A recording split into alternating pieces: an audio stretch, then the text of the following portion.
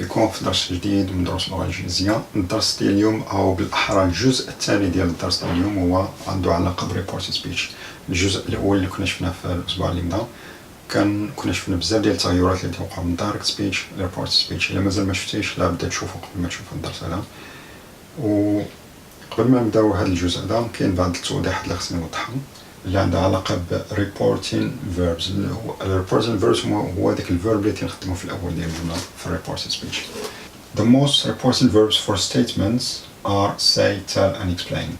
say and explain هادو ضمن الأفعال اللي تنستعملوها بزاف في reported speech. غير كاين واحد التوضيح واحد الفرق بسيط.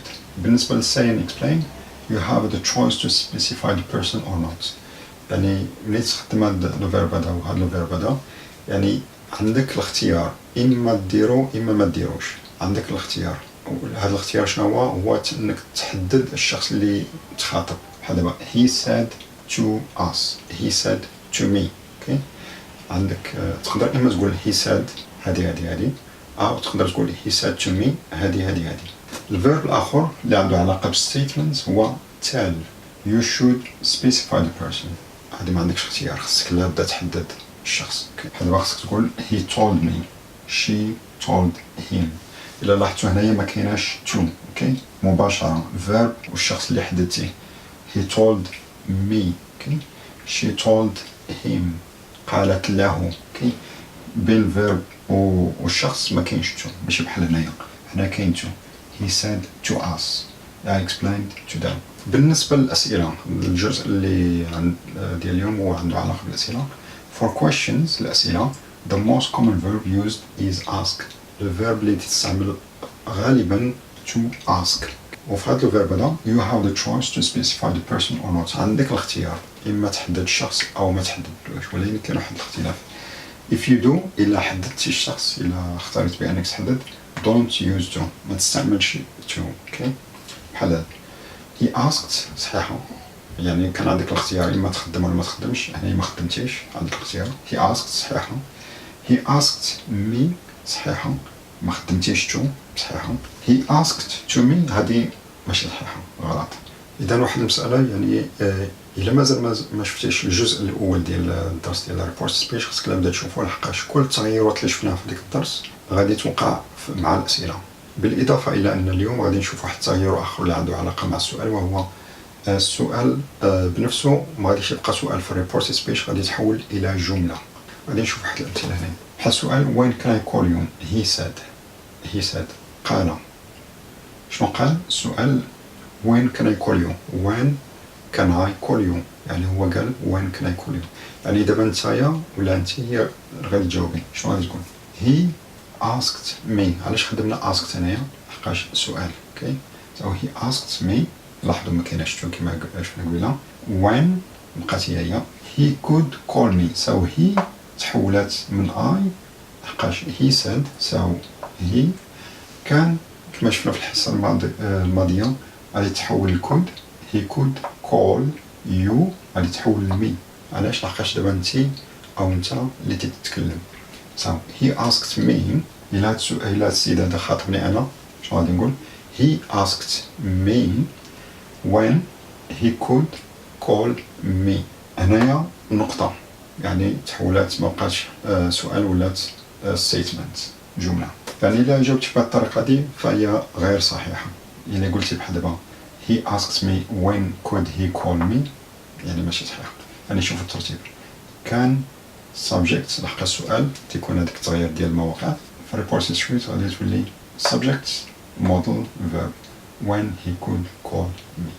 غادي نشوفوا مثال آخر باش نوضحوا الأمور.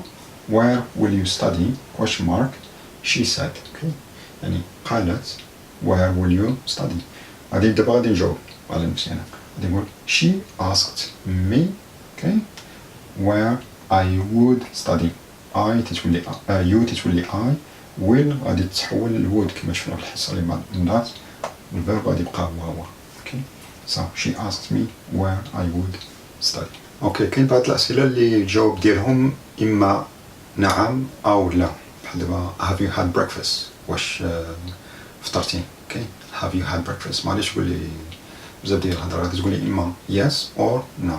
إذا كان هذا النوع ديال الأسئلة yes or no questions شنو تيولي في reported speech؟ بحال دابا نعطيكم مثال. Have you visited London? She asked Adam. يعني شخص asked Adam have you visited London؟ يعني شنو هو الجواب ديالو؟ غادي يكون الجواب ديالو إما yes or no. يعني في reported speech شنو غادي يقول لي؟ She asked Adam if يعني تنضيفو if. So she asked Adam if he had visited. Have you visited هذا present perfect في question form تولي past perfect. if he you تتولي he لحقاش هذه تتعود على أدم. if he had visited London النقطة هنايا ما بقاش علامة استفهام كما شفنا قبيله. كاينين بعض الأسئلة اللي الغرض ديالهم ماشي هو طلب المعلومة ولكن الغرض ديالهم هو دعوة شخص ما أو اقتراح شيء ما. يعني في هذه الحالة هذه ما تنخدموش لو فيرب reporting verb ask ولكن تنخدمو أفعال أخرى. Shall I serve you breakfast? Shall I serve you breakfast? She said to him. هذا ما عنده المعنى ديال ماشي طلب المعلومة ولكن عنده المعنى ديال offer يعني عرضات عليه باش تقدم له breakfast. Okay. هنا في هذه الحالة هذه ما غاديش نقولوا she asked ولكن غادي نقولوا she offered. So she offered to serve him breakfast. المثال الثاني he said to her would you like to join the party? Would you like to join the party? هذا المعنى ديالو شنو هو؟ المعنى ديالو هو invitation استدعاء أو الدعوة. هنايا في reported speech غادي يولي غادي نديرو he said to her غادي تولي he invited her to join the party. المثال الثالث they said why don't we buy a gift? Why don't we buy a gift? هذا المعنى ديالو هو suggestion اقتراح. Okay. في هذه الحالة هذه شنو تنديرو؟ they suggested في simple past they suggested buying a gift. هنايا buying gerund. من غير الأسئلة كاين بعض المرات كاين جمل أخرى تفيد معنى آخر بحال دابا الجملة اللي عندنا sorry for the delay. شنو تفهم منها؟ تفهم منها بأن كاين واحد الاعتذار. Okay. So they said to her sorry for the delay. ف reported speech غادي تولي they apologized to her for the delay. يعني هذه هي الطريقة باش حولنا direct speech to reported speech. بهذا المفهوم هذا كاين بزاف ديال لي فيرب اللي يمكننا نخدموهم على حسب المعنى ديال الجملة. بحال دابا يمكن نخدمو هذا الفيرب هذا to advise يعني تنصح. to beg هي تطلب بشدة بحال دابا she begged him to stay يعني طلبت منه بأن يبقى. she begged him to stay. congratulate بحال دابا تهنئ.